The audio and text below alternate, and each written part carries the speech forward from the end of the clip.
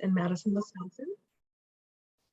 And I will ask my colleagues and co-presenters to introduce themselves. Let's go Steve, Lisa, and Ngazi, the order we're listed on the slide. Hello, everybody. I'm Steve Cohen, also from the Center for the Study of Social Policy, and I'm in Philadelphia, Pennsylvania. Lisa Burke. I'm with First 5 Orange County, and I am in California. Hi there, I'm Ngazi Lawal, and I'm a consultant with the Center for the Study of Social Policy, and I'm in Washington, D.C. Great, thanks everybody. We're all excited to be here to talk about measuring the effectiveness and planning for improvement of early childhood systems. And we know that's something that maybe a small portion of the world cares about, but those of us who care about it can get pretty excited. So we're happy that you joined us here to talk with us today. And we want to start by just asking in the chat, if you want to type in one thing you've struggled with in measuring the effectiveness of your system building efforts, because we know this is something that we all struggle with. I see somebody right away typed in equity. You came to the right place. We're going to talk a lot about that today, about how to measure whether we're making progress on equity. So thank you for that. I see Alicia typing finding the right measurement tools. I'm not going to try to say everyone's name as we go. I'll just read off what I can. We're seeing cooperation, defining parameters of where does the system end. So who exactly is included in your evaluation efforts. Inclusion, turnover, teacher turnover. Yes, we get people understanding how we want them to evaluate their effectiveness, and then they move on to another job and we have to help the next person figure that out.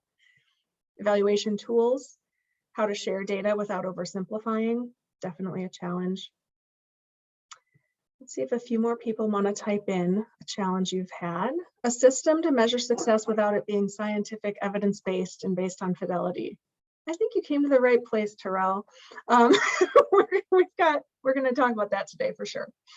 Let's see if anyone else has comments about one of the challenges, one thing you've struggled with. All right, the chat has slowed down, so I think we can just jump into our content. We are going to cover a lot of the things that came up today, maybe not everything, but we'll look forward to, your thoughts on whether what we're sharing today will help with that and what else the field needs for getting better at evaluating our effectiveness. So what are we going to cover today? We're going to talk about why we focus on the performance of early childhood systems, sort of where this work came from. And then Steve and I will be sharing the history and contents of what we call the Early Childhood System Performance Assessment Toolkit. We're going to talk about how to use the measures, and then we'll get to hear from Lisa and Ngazi with examples and lessons learned about how these measures have been used in communities and states. And we'll have time for you to go to breakout rooms and discuss with your fellow participants sort of what's brewing in your mind as you think about all this. And we're hopeful that you will find something within this toolkit that you could actually go and use in your system in the coming months. So that is our goal today. And I'm glad you all joined us. All right, so just to be clear, there was a comment right away about sort of defining what is in the system, and this is certainly not a clear-cut who's in, who's out question, but we always use the definition from the BUILD initiative about an early childhood system. So when we talk about a comprehensive system, we mean one that includes a focus on early learning and development, both within those environments of childcare, preschool, early care and education, but also early learning and development as it happens in home and in other enriching environments. We mean that also the system needs to include healthcare, and it needs to include family leadership and support, family resource centers, parent leadership, all of that type of work. And all of that comes together to ensure that our communities have thriving children and families. So there are a lot of other sectors and players that can be part of your early childhood system, and we hope there are others within your community that you would identify as being part of your system. But as a sort of essential definition, we think it needs to touch these three areas to be sure that we're really reaching all families or have the capacity to reach all families, and that we're touching on the key issues. So we at CSSP, the Center for the Study of Social Policy, work with a group of communities called EC Link. That's the Early Childhood Learning and Innovation Network for Communities. And with those partners, who are currently 14 communities across the country who are all doing pretty in-depth system building work around early childhood. We bring them together to learn, to implement innovations together, to try out new things. And a lot of it is really just having these conversations that you can only have with other people who are in the weeds of figuring out the early childhood system work. And with a subset of those communities, we embarked several years ago on an effort to really shore up data and start thinking more concretely and more consistently across communities about how we measure the effects of our work. And our original focus was on outcomes for children and families, but we are aware, and our communities were very aware, that measuring population outcomes is really hard. And so oftentimes we're trying to measure population outcomes for children or families that data is only collected on an annual basis or reported back out on an annual basis. It's very slow to move, something like birth weight, right? The rates of low birth weight, that's going to move, even if you're moving in the right direction. It's an incremental change over time. Kindergarten readiness is a challenge to measure, and it's the one everybody wants to focus on, but we know there are weaknesses in the ways that we currently are able to measure that. And in some communities, there's controversy around which tools to use or lack of consistency. So a lot of those population outcomes are just hard to measure. And a lot of times they don't really reflect our day-to-day work of system building. So for system builders, we need tools that can help us improve our day-to-day work and help us tell the story of why our work matters. Because we often will be talking to funders or policymakers who might say, like, well, this backbone organization, what are you doing? You're holding meetings. Like, can't we just fund preschool? And so being able to tell the story of why the system building works is really important. And we didn't see a lot of tools, or really any tools, that were helping people tell that story. So by developing and trying to promote this approach to measuring early childhood system performance, our goals are to help advance those outcomes, because we think if you're doing the work well, you will be improving those outcomes over time, to promote system building and improvement, and to generate greater support for the efforts that are underway in so many communities. So that's how we ended up developing the Early Childhood System Performance Assessment Toolkit. We were working with a group of communities from EC Link. I believe there were 6 or 7 communities involved in this over several, I think we started about 6 years ago, Steve, does that sound right? And worked over a number of years to develop these pieces. So our driving question when we started was, what is it about an early childhood system that we believe will improve outcomes for children and families that's above and beyond what good programs and services can do? So why is a family better off living in a community where all those programs are connected and coordinated versus where there's just a really good pediatrician and a really good early care and education program and a really good home visiting program? What's the benefit that we get when we're doing this networking and system building? So that was a process. It took a while to work through sort of how do we want to answer that question? How do we want to, how specific, how detailed are we getting? What are our categories? And we'll show you the areas that we landed on for where we think those contributions of the system are. But we developed the toolkit. We didn't have every measure in it that we wanted, and we piloted the measures that we could. And so we put it out first in 2019. It was not complete, and some of the measures within it had not been piloted yet. Then we had an opportunity in 2021 to work with NICHQ, the National Institute for Children's Health Quality, which was at that time the TA Center for Early Childhood Comprehensive Systems. And so we worked with some of those ECCS COIN. Sorry, there are so many acronyms here. COIN is the Collaborative Improvement and Innovation Network. So we were able to work with ECCS grantees from several different states and some of our EC Link communities who continue to stay involved in making some improvements and additions to the toolkit. So that was released last year. And it's all available on our website for folks to use.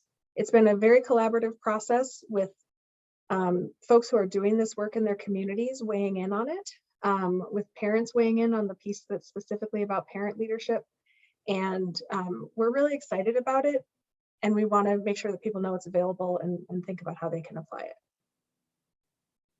All right, so what's actually in this toolkit? There are 20 measures in total. 8 of them are measures that give you instructions for how to pull existing data from your system.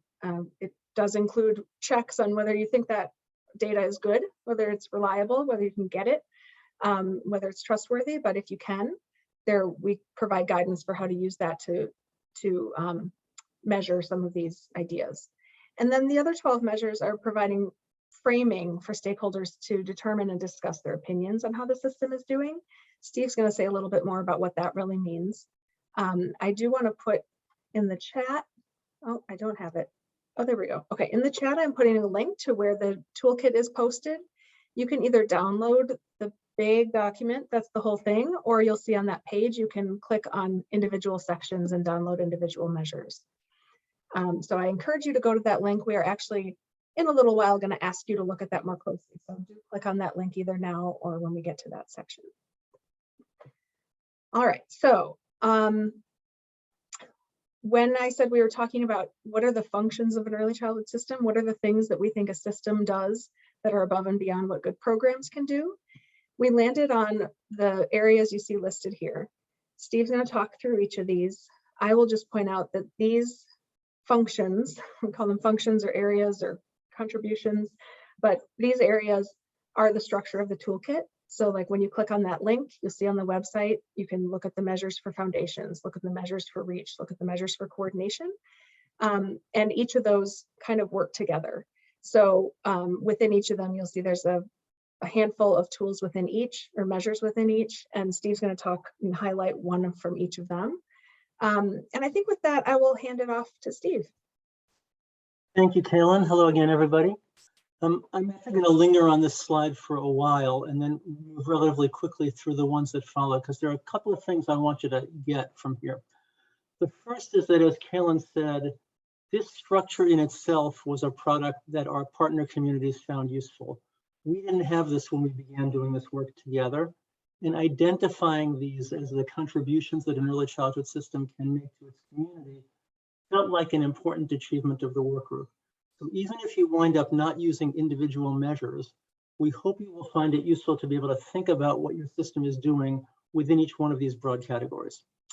The second is to give you a picture of how this toolkit works that you'll see coming up again and again as I go through the individual sections.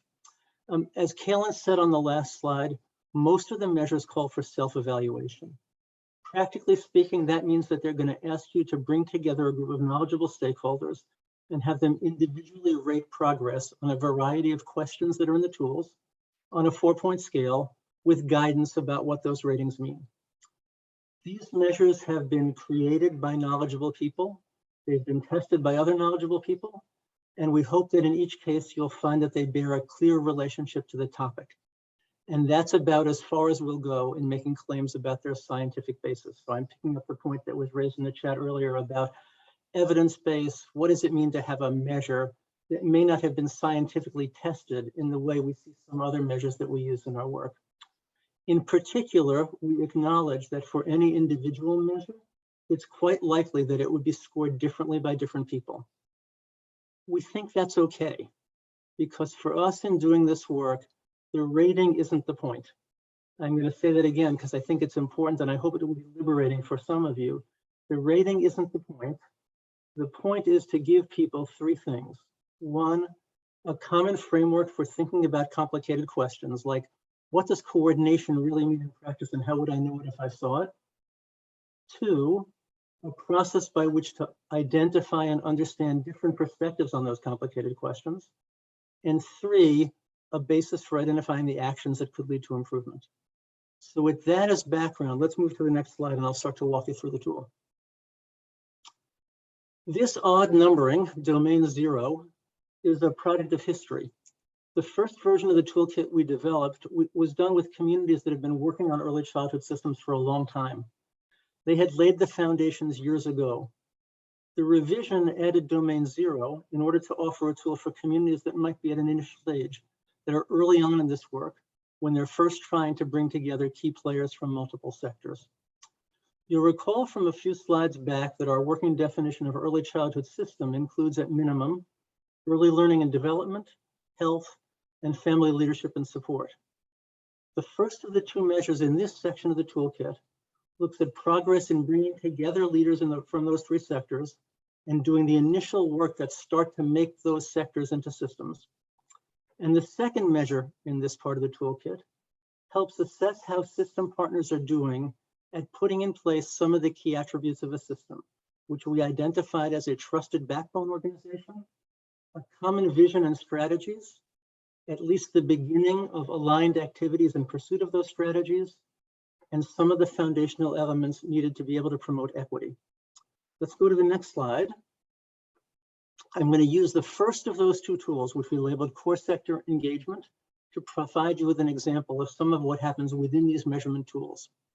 So if you happen to open this one up in the link that Caitlin gave you before, you'll see that for each of the three sectors, and then for the three sectors together, there's a series of questions that ask reviewers to think about things like, how well are we starting to build the connections that turn separate programs into a system? And then the tool provides some examples. So in early learning and development, you might look at things like, is our community creating mechanisms to provide family, friend, and neighbor care providers with training and support? In health, you might look at whether we're implementing universal developmental screening. Right? Another set of questions asked for each sector and then for all the sectors together about early efforts to build connections across the sectors. For example, using Help Me Grow or a similar local effort to help pediatric practices connect families to services and supports, or building the capacity of the child care resource and referral provider to help families connect to a wider range of services. Those are only examples meant to guide people's thinking about how the system is doing. Let's move to the next slide, and I'll talk a little bit about measuring reach. So the next domain in the toolkit is reach. Early childhood systems aspire to reach all of the families and children who can benefit from services and supports. That's a fundamental difference from individual programs, which can only reach as many families as they have the resources to serve. And these measures help us assess progress towards that goal of reach. This is the area that will likely be most familiar to you, and it's the one where we can most often turn to hard data. For example, one of the measures in this section is the percentage of young children in the community who receive a standardized developmental screening. A second measure, closely related to that first one, asks of those children who, as a result of screening, had concerns identified, how many of them actually received services as a result? For some of you, that will be easy to track.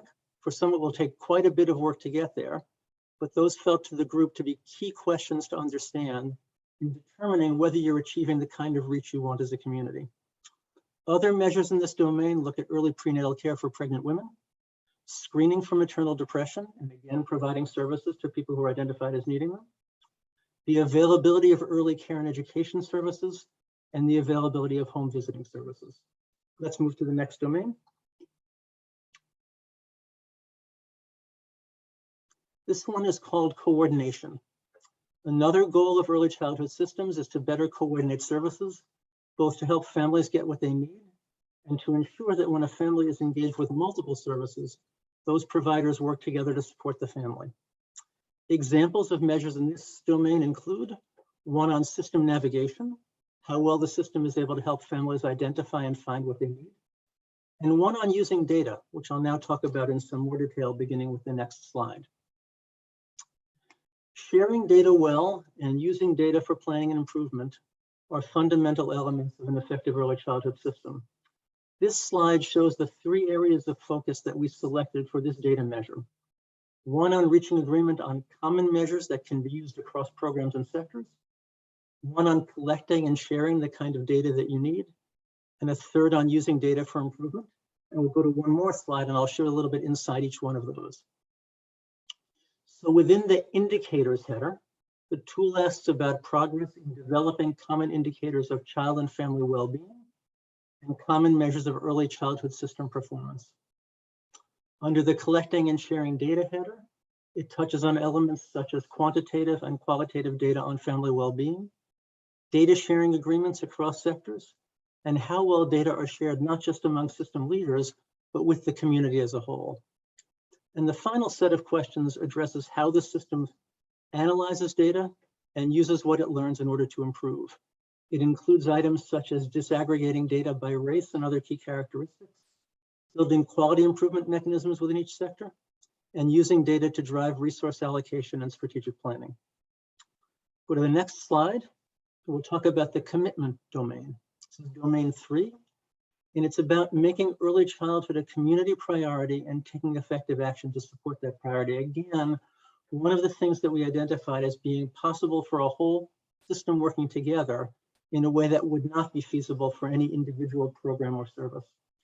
The measures in this domain address building public understanding of what it takes for young children and their families to thrive, engaging leaders across the community to support young children and their families, and identifying and pursuing policy changes that can better support early childhood. And again, there's one more slide on which I'll give you an example. This is measure 3.2 on leadership engagement. You'll recall that back in the foundations domain, we asked about how well the early childhood system is engaging leaders from each of the 3 core sectors. Here, for systems that are further along in their development, we ask about other community stakeholders who can play such an important role in advancing an early childhood agenda. For example, leaders of faith communities, business leaders, the higher education sector, local philanthropy, and elected officials. Within each of those groups, this tool poses questions about who the key leaders are, how well they've been engaged so far, and who else needs to be brought along. We're now up to the last section of the toolkit, which is about equity. And for that, I'm going to turn the presentation back to Kaylin. Thanks, Steve. So the equity piece includes 2 measures, one about parent engagement and one about advancing equity. And those are linked because in our minds and in the experiences of our colleagues out in the EC-Link communities, they're so intricately connected that the way I kind of like to summarize it is that you can't really be working towards equity if you aren't doing authentic parent engagement. And you can't really be doing authentic parent engagement if you aren't thinking about equity. So I think a lot of the struggles that we've had when folks have tried to do parent engagement in a non-equity minded way have certainly not advanced equity and may have further entrenched inequities because we're just hearing from the parents who show up when we're not paying particular attention to being welcoming and inclusive for that work. So we really see those as tightly intertwined. And I'm going to talk a little more about this one than Steve did about the others because we know it is such an area of interest for so many people. And we think that the advancing equity tool that's part of this section really could be really helpful for a lot of systems. So the first piece of it, sorry, my slide is not advancing sometimes. There we go. The first piece of it is the parent engagement and leadership assessment tool. This is different from the rest of the toolkit that we're talking about today in that this is kind of a standalone toolkit of its own. It includes a comprehensive version of a tool, an abridged version of that tool, and then a much shorter version that's questions for grant makers, policy advocates, and capacity builders to think about parent engagement and leadership. This also works as a standalone because we think it has a broader audience. You don't have to be an early childhood system building nerd to find this interesting and helpful because a lot of different programs and agencies are trying to do better at parent engagement and leadership. And we would say should be doing better at parent engagement and leadership. And so this standalone tool is available for anyone to use. It is also a lot longer than the other measures within the early childhood system performance assessment toolkit. And it has those 3 different levels you can use. So just pointing that out, that is available for anybody to use as well. And then the other measure within this tool is more like the rest of the toolkit. It's about a maybe 4-page rating tool, and it is about advancing equity. So I'm going to talk a little more about what we included in this one, like I said, because I think it's of interest to a lot of people, including some of the comments at the beginning of the chat. So just to be clear, it took us a while to land on these definitions in a way that helped us to talk about this more clearly. We talk about equity as a goal, and we define that as just and fair inclusion into a society in which all can participate, prosper, and reach their full potential. We also always want to make sure to differentiate this from equality because equality is about everyone having the same thing. Equity is about everyone getting what they need in order to participate, prosper, and reach their full potential. Anti-racism is how we describe the strategies that we use to get to equity. So anti-racism, CSSP defines as an active process of identifying and challenging racism by changing systems, organizational structures, policies, practices, and attitudes to redistribute power in an equitable manner. We could talk for a long time just about those definitions, but I want you to know that's what we're working with. And we do have on our website a glossary of terms for the work we do around racial and economic equity, and encourage you to look at that if this is piquing your interest. So the reason I'm sharing those definitions is because we talk about getting towards equity by implementing anti-racist strategies and policies and practices. So this tool looks at, I believe it's 10 domains in which our system work can be anti-racist and can be moving us toward equity. One of the things we were really excited about with this was the opportunity to think about what can we actually be doing within a system level that looks different because we're focusing on equity. And we've often found, you know, that conversation about equity leads to, well, yes, we should disaggregate our data. And that's where it stops, right? Where we now know how bad the disparities are, but that still doesn't necessarily mean we've got concrete ideas of what to do about it. So we really dug in on looking at what's happening at the system level. How are we making decisions? Who's at the table? How are we dealing with data? All of these critical things that on the one hand are very concrete. And so I think that's a benefit that you can say like, oh, that's what it would mean to be looking at equity. And also I think in some ways it can be less intimidating than a big conversation about equity, because a lot of us just kind of go, yeah, disparities are terrible. We think all kids should have, you know, all the opportunities and families should have all the supports they need. But how am I supposed to do that? How are we going to get there? And so this provides some much smaller steps you can take to get there. So it is a self-assessment. There are 34 items across those 10 domains, and there's room for people to write in examples of where they either think, yes, we're doing really well, or we're not. We also have guidance in there about ensuring that you have diverse perspectives in the assessment, including parents, because we don't just want the folks who are making the decisions to sit around talking about how well they're making the decisions. We want some of the people who are affected by those decisions. Some of the people who wish they were at the table making those decisions should also be part of the conversation. Oops, sorry, didn't quite want to jump ahead. I wanted to say a couple more things about those domains that you see listed on the slide. A couple that I think are really interesting to think about and that aren't often enough part of the conversation are down, I guess it's number 8 is investment. So really a question about who is accessing funding. If you are sitting at whatever table that distributes funding related to early childhood, how are you making sure that everyone has a fair chance at getting that funding? Are you requiring a 25-page application and some of your rating is really about how well it's written?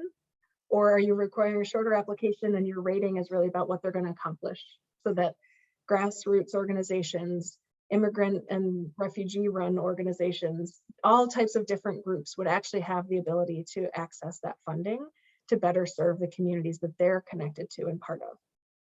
I also want to say that another one I'll highlight is partnership, which is to say, we know that a lot of the formal leadership within early childhood systems has traditionally been dominated by white people, white women in particular, I can say that. And what are we doing to make sure that, you know, within any of those organizations, that people who don't fit that profile have an opportunity to rise into leadership? But also, as we're sitting around the leadership table, if it turns out that the folks that each of those organizations is sending to the leadership table and partnership table are all fitting the same demographic profile, how are we changing that? Who else are we bringing in? I think oftentimes we just say, well, this isn't ideal, but here we are, and we continue with the work. And so this really calls us to stop and say, this is where we are. We can all recognize that that's not ideal, and how are we going to make sure that we're changing that in the long run? And also for the immediate, who else are we bringing into the table, even if they might not fit, you know, be at the leadership level in another organization that we would typically invite to be at the table? How can we make sure that we have diversity at the table, and diversity of all forms? So just those are a couple examples of the types of things that this tool or measure will help you to look at and have conversations about. And I hope it helps make some things really concrete that are otherwise a little bit lofty and not always clear how to advance. Okay, with that, I'm going to hand back to Steve about how to use the toolkit. Thanks, Kaylin. We're coming in for a landing, folks. So we're near the end of this part of the presentation. I want to go through just a couple of last things before we move to the next section. By now, I hope the bullets on the slide will look reasonably familiar to you. We tried to set out 4 interrelated uses of these tools for early childhood systems: for self-assessment and to measure progress over time, to improve communications about what you're accomplishing and why your efforts matter, to better engage a wider range of partners, and perhaps most importantly, for quality improvement. Go to the next slide. This one tries to, I'll wait till this one's actually up.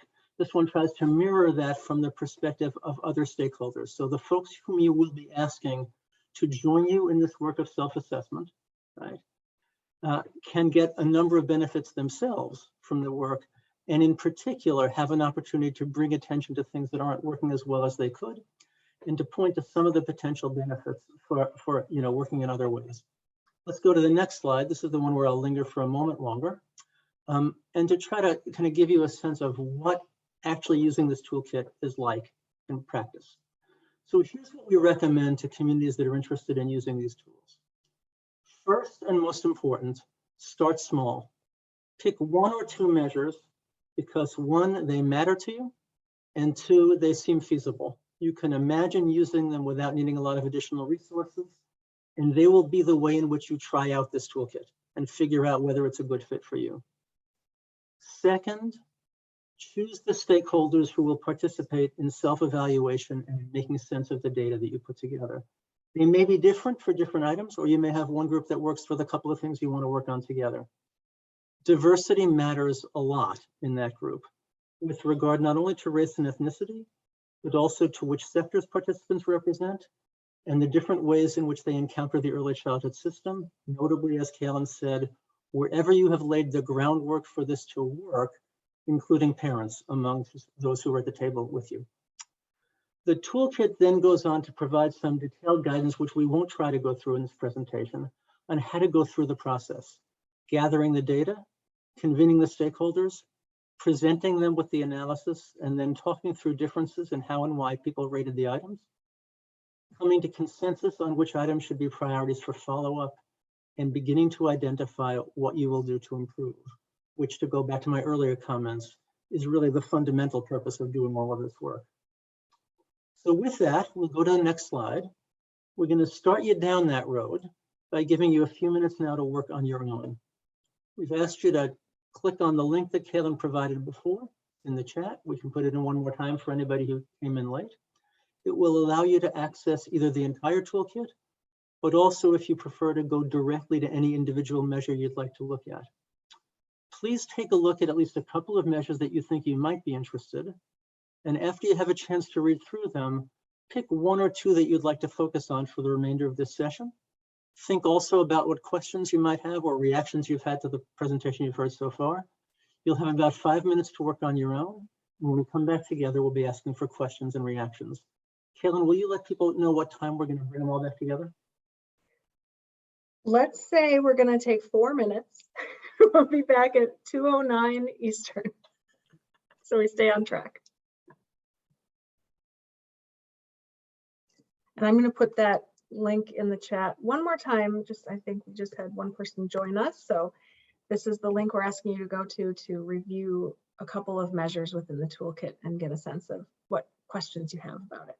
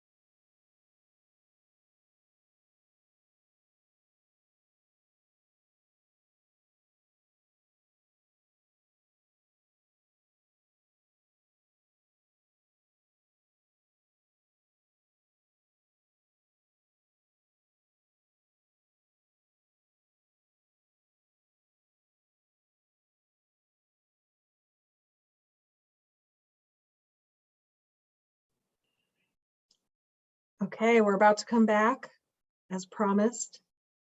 I realized too late that that really would have been a good time to play some music. Just didn't have it at my fingertips. Next time we'll get that. Okay, so could have had like Jeopardy music or just thinking music. Anyway, I'm really curious to hear if anyone wants to share either in the chat or unmute yourself and jump in to share what you looked at, what you thought of it, or if you have any questions before we move on to hearing about examples of using the tools.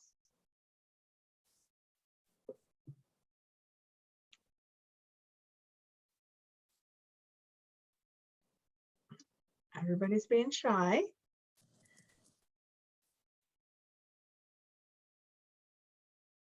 Okay, well, if everyone's being shy, I think we will move into sharing the examples of the ways this has been used and save a little bit of time for afterwards. I see one person typed the parent leadership one. Looks very thorough. True. I warned you, right? It's the longest one.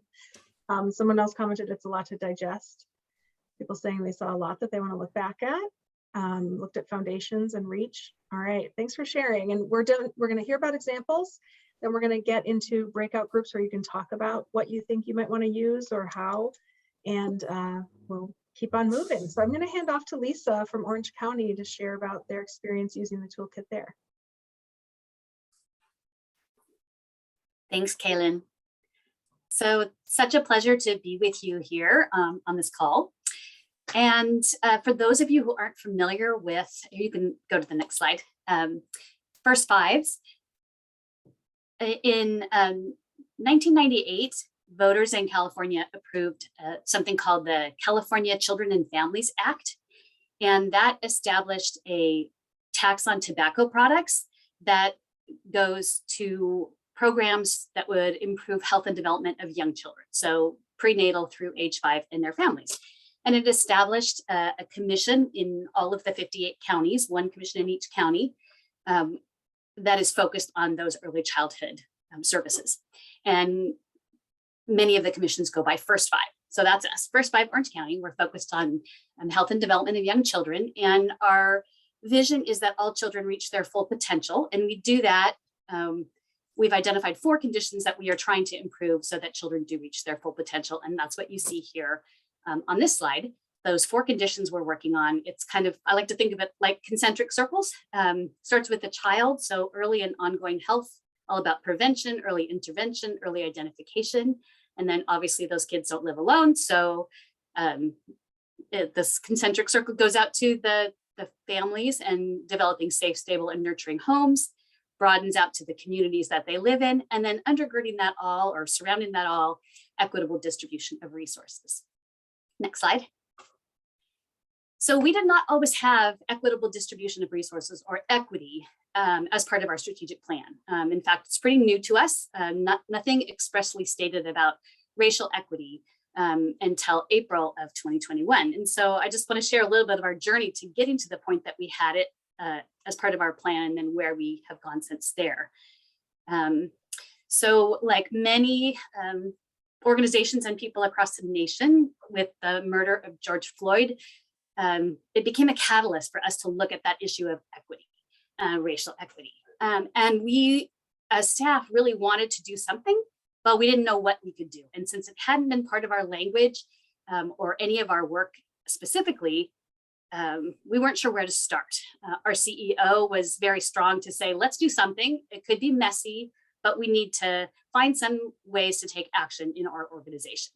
And so we came up with, we broke into some groups. Our model at First Five is that we have about 12 to 13 staff, a pretty small group of staff, and then another 25 to 30 consultants that help us with our work.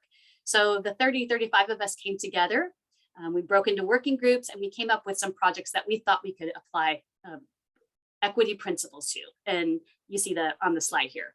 Let's come up with a racial equity statement. We didn't have anything that said, here's our position as an organization. Let's look at how we can increase equitable access to childcare and early learning. Let's look at our data. We have a strong, robust home visiting program, but let's look at who's actually being served and does it match the population and the need in Orange County. We dove into that work. We got maybe 3 months in, and staff and consultants started saying to us, we can't do this work. We don't have the language. We don't have the skills. We can't apply equity principles because we don't even know what equity principles are to apply. So help, we need some help. Next slide. So we put a pause on that work. We stopped and we reached out to CSSP and asked for that help. Help educate us on what are equity principles and how do we move this work forward? How do we look at our work and see how we can disrupt any work that is not equitable in how we deliver it? So CSSP worked with us. We came up with 2 kind of phases to the work. The first phase was all about education and training, helping us to get more comfortable with the language, more familiar with our understanding, and how do we talk about it? How do we address issues? And then we would move to action. Let's go back to those things that we were talking about doing and seeing if that's what we should be doing or what else could we be doing to move the work forward. Next slide. So we started the whole process by putting together a survey, and this now ties back to the tools that have been shared with you all morning. We used that advancing equity tool, that 4.2, but we tailored it. And I guess I would really echo what Steve said about pick a piece, start somewhere, a chunk of it, start small. We only used a component of that survey, and we actually added some other questions up front to help us understand where we were at in terms of understanding language and concepts. And so this was the baseline survey. You can see here, we asked the question, how confident are you that you fully understand the term? And along the bottom of the slides, you see it's, racial equity, social justice, white privilege. Next slide.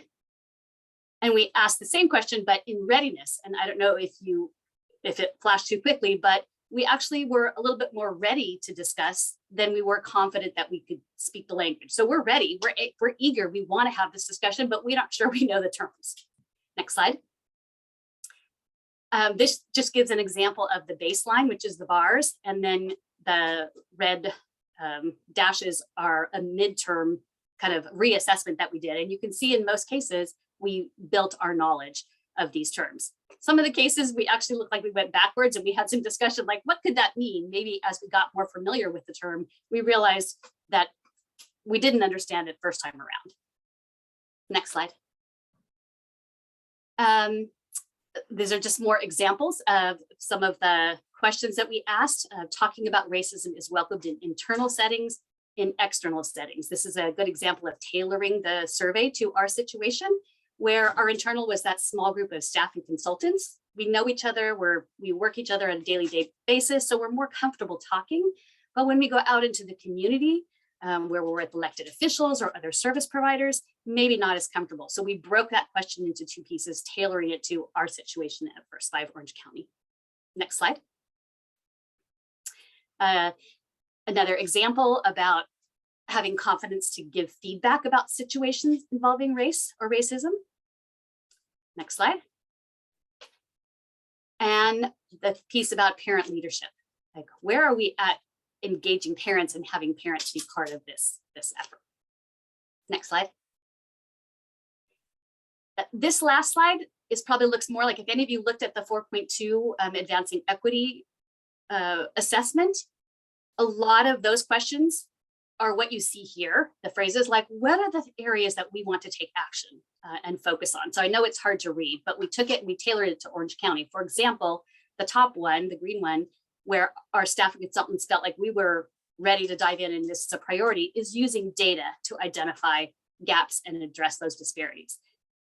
The gold bar is about engaging parents. And you can see that that was a priority for staff and consultants. If you gaze down to the bottom, and the gray one, where it's the least, less of a priority, is all about our organization advocating for others to build their capacity and to fund this work. And I think it probably reflects our feeling like we need to get our own house in order before we start trying to grow and build capacity of the community. But these questions here are the ones that you might have recognized from that 4.2.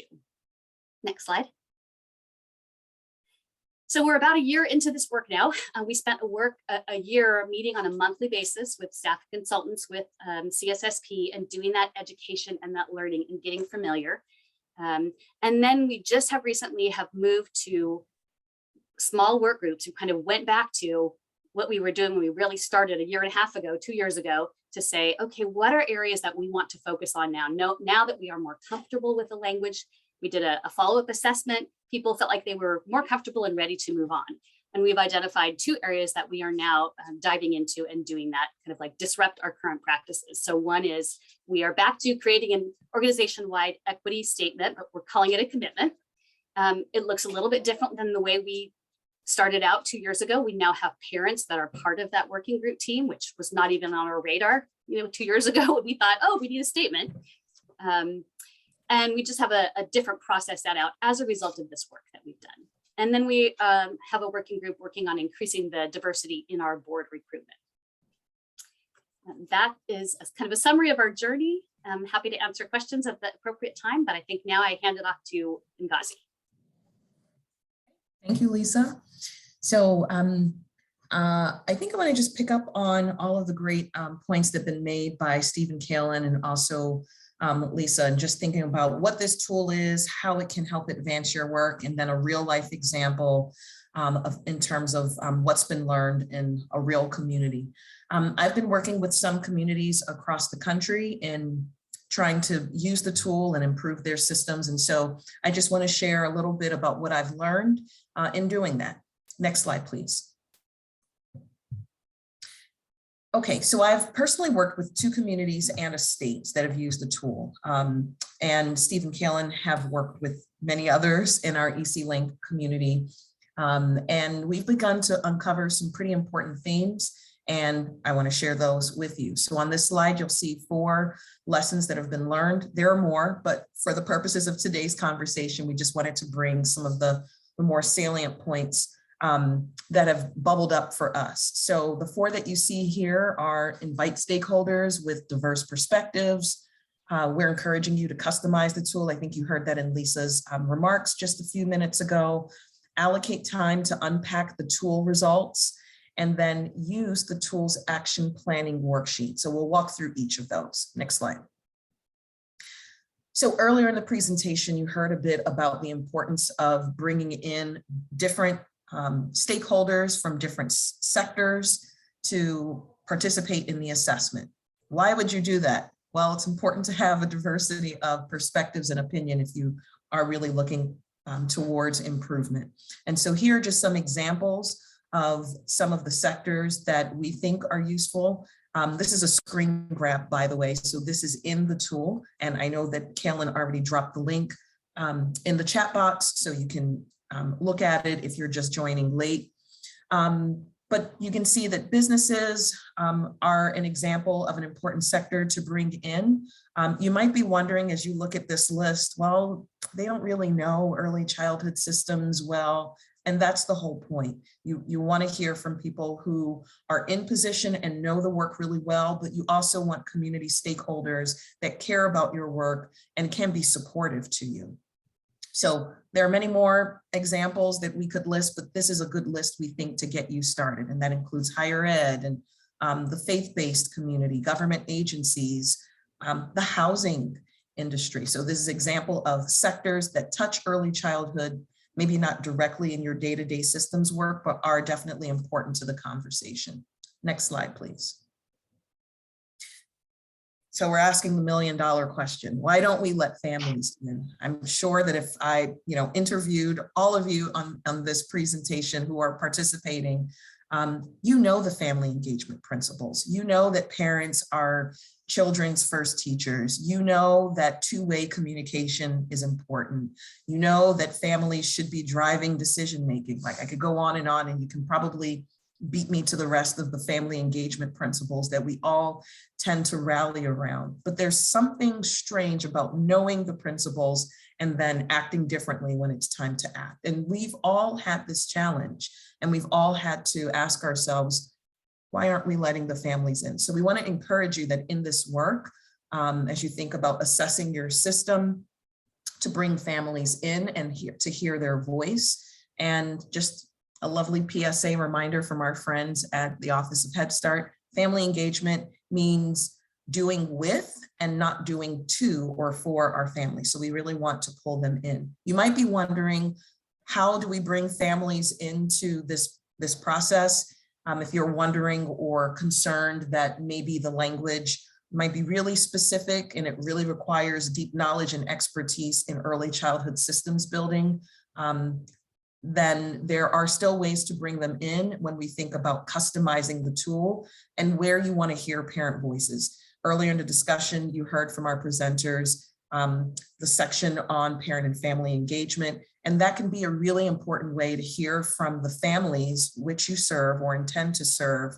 What are they thinking about the kinds of services that they're receiving? How are they navigating through the system, and what challenges are they finding? Where are the successes? It's a really important way to get a sense of how you're doing. So next slide, please. So the next theme that we've picked up just from administering the tool and assisting communities is the importance of customizing the tool. You heard Lisa mention that First 5 Orange County customized the tool, and all the other communities that I've worked with have done the same. The reason for that is that there are some questions that you might really want to focus in on. It's possible, for instance, that you might have just undergone a strategic planning process and you have a lot of information on a particular topic and don't need to rehash those themes again, but you really want to focus in on another aspect of the tool. So customizing it is okay, and we welcome that. We don't think that you're going to get less, your results won't be any worse by customizing the tool. We think it's really important. Specifically here, some of the things we want to just name as you think about customization is read the room. Think about the stakeholders that you're inviting in to participate in the assessment. Might, for instance, respondents answer more freely if you allow them to respond anonymously? One of the things I've encouraged communities, and states use this tool, the tool as well, but one of the things I've encouraged is to take the questions that you're interested in administering, dump them into a SurveyMonkey, and then that way people can respond to the questions anonymously, and they can be free, excuse me, in their responses. There might be some really there might be some really touchy questions, for instance, in the equity section, that might make people who are not familiar or accustomed to talking about equity kind of shy away from sharing their true thoughts if they feel like whoever's collecting the results are going to know that I said this.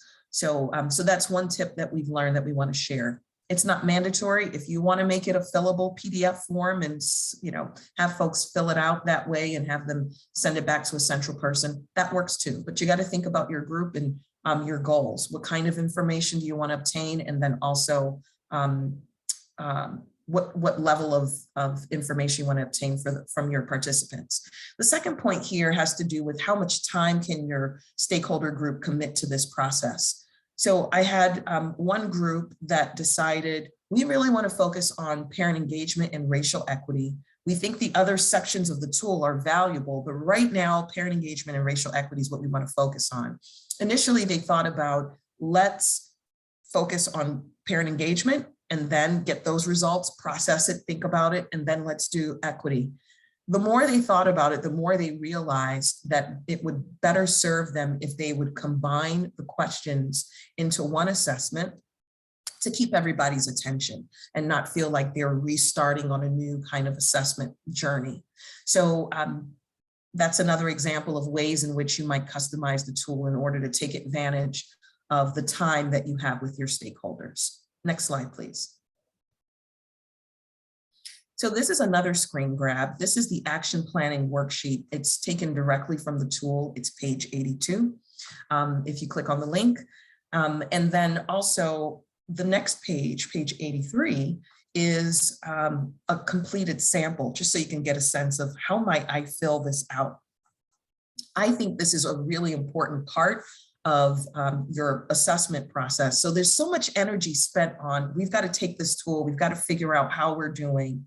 But then you take the tool and then you need to figure out how you're doing and then what to do about it. So we really want to compel you to move into action after completing the assessment. So we really see the assessment as in 3 parts. There's the taking of the tool. Well, maybe there are more parts, but there's the taking of the tool. There's the kind of putting the results together and figuring out what it means. And then there's the planning around, well, what are we going to do about what we've learned? What do we like and want to keep doing? And what do we want to change about the things that we don't like? Where might we want to see some improvements? And then monitoring whatever it is that you do. So this planning worksheet gives you some ways to organize all of those thinking about what you've learned. So there are boxes here. You can see the system performance measure box. So if you're taking more than one section, this helps you to be organized. You can see that there's a completion date prompt there. What I really want to draw your attention to are the middle boxes. So you can see the action and implementation steps. So this is where you say, here is what we're going to try out. Doesn't mean that it's perfect, but there are steps that you want to take to improve whatever ideas that you've identified or flagged as, we want to change that, or we want to improve this. So your action steps are important to identify. Naming who's going to be in charge of those action steps are important. So you can see the column for the lead. You can see the start and end dates. So you can begin to get people to think really concretely around the changes that are needed, who's going to be leading it, and then who are the partners. So if you continue following in the following row, you can see that there are places to name who is going to support the work. One thing that I think is really important is just creating space to think about, and what are the things that will keep us from accomplishing the steps? What are the barriers that we can already anticipate that we should name right now that might pose a barrier to helping us achieve our action steps or our goals? So there are many tools out there, but we just want to raise this for you. It's embedded in the toolkit. You're free to use whatever tools you'd like to help you get organized. Next slide, please. Finally, just want to, since we're talking about goals, we think it's important to just share what we've been learning and hearing in the field. I'm sure many of you have heard of SMART goals. That's SMART, measurable, achievable, realistic, timely goals. So they're goals that encompass all of these things. And we've got an example on the left that you can take a look at that helps you to think about an example of a SMART goal. So by a certain time, a county, could be a city, could be a region, could be a state, will increase by 15% over your baseline data, the number of children who have been reached by early learning strategies. And then we go on to name what those strategies are. The sort of more newer development is talking about not just SMART goals, but S.M.A.R.T.I.E goals. And so I thank Kaylin for raising this to my attention a couple of weeks ago. I hadn't heard of it until then, but the I and the E represents inclusive and equitable. So as you think about SMART goals, let's expand our thinking in terms of making sure that goals are inclusive and equitable. So this example that you see here didn't have all of the language that it had before. So I had to actually think about modifying this SMART goal so that it could become a S.M.A.R.T.I.E goal. And the way that I did that was by adding, I thought about when we're talking about reaching parents and caregivers to make sure that they're reading to children, it occurred to me that there are varying levels of literacy. So that's a way to be more inclusive in your thoughts when you're creating goals. How can we make sure that all the people that we're intending to reach are being thought about and that we are in fact really reaching them? So just want to encourage you to think about that as you design goals after your assessment process. So I'm going to stop there. I think that is the end. It is the end. And now we are going to move into breakout rooms.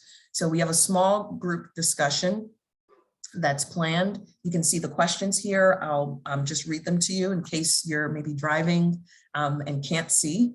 So the first question that we'd like to raise is for you to discuss in your small group discussions is, what is resonating with you from the presentations that you've heard?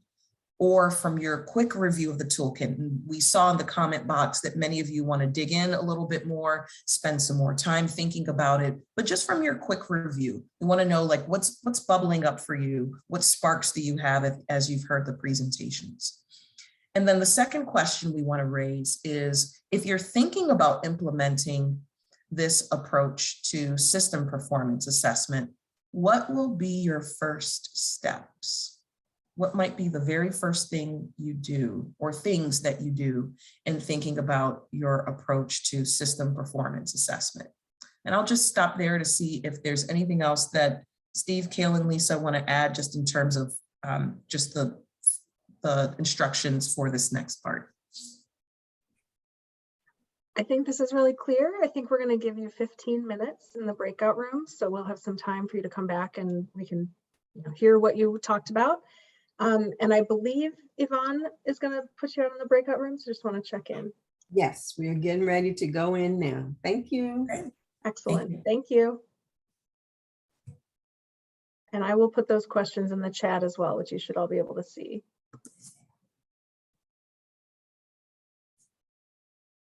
I think. I'm going to stop the recording. I don't think it records for the breakout rooms. So. Okay.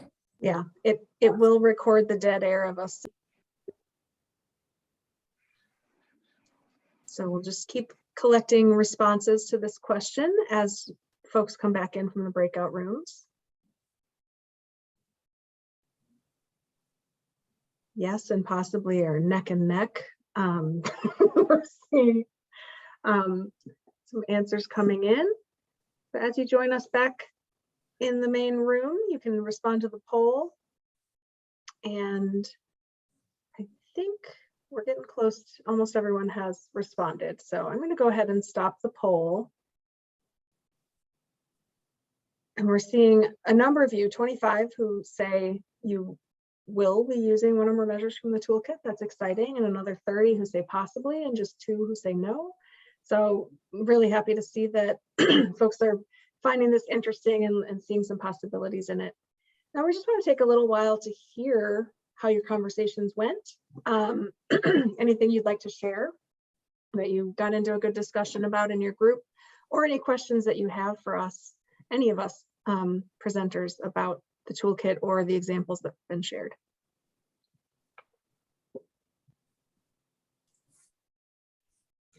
Hi, Kaylin, I have one question. This is Kim Ward from the Partnership for Children of Lincoln and Gaston County. So what is the outcome that you hope to achieve from the toolkit to use with families? So you mean specifically the one about parent engagement and leadership, or overall? I think overall. Overall, I'd say the main outcome, and then I'd be curious to hear if my co-presenters have thoughts on this too, but I think the main outcome is that you have a better understanding of what you're doing in your system building work and how well it's going, and a plan for some things you want to do better. And I'll just offer up an example that that's fresh in my mind. So in the state that I worked with that used the tool, remember they focused on parent engagement and equity. And so they did invite parents in. And when they analyzed their results, I should back up and just say that this group included as one of their questions, so they customized the tool, they included as one of their questions and prompted people to self-identify, like, what group are you with? So like, are you a parent? Are you a person that works on early care and education? Are you in the business sector? So, so that those who were looking at the results could see how people were answering. So still not tying responses to an individual, but just wanting to know who is responding.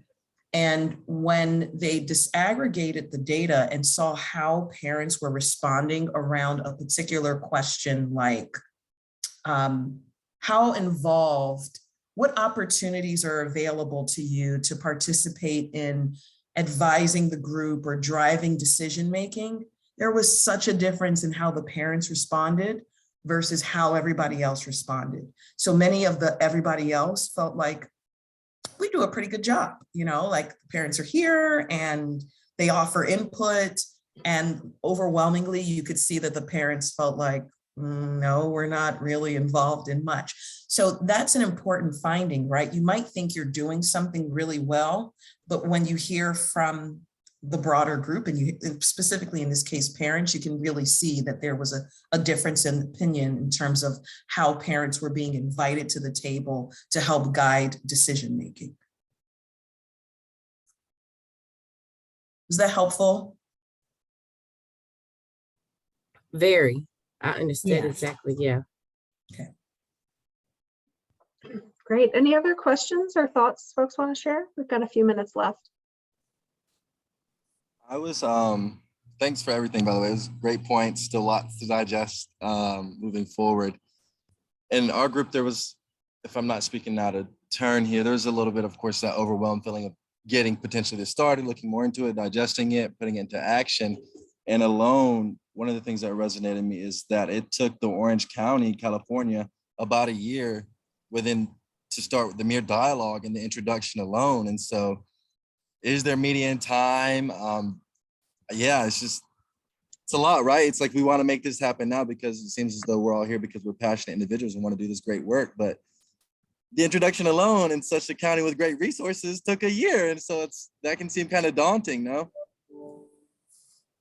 Yeah, I think that can seem daunting.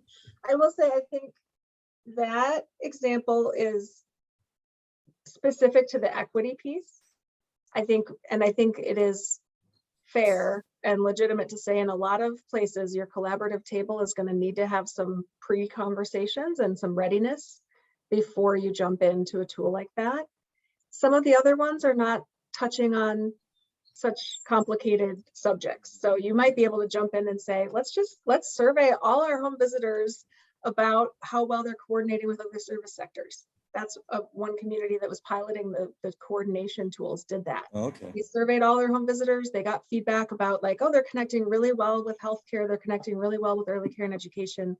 They're not connecting much at all with child welfare. So let's think about how we could improve that, right? Like that's much more, it's not going as deep. And it's also not taking a year to prepare to be able to have that conversation.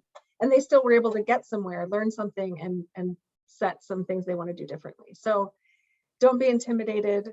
I mean, I can't tell you how to feel, but don't let that stop you from looking into it and saying like, oh, maybe we want to start having some conversations about equity, or maybe we've been having conversations about equity and we're ready for something that's really concrete.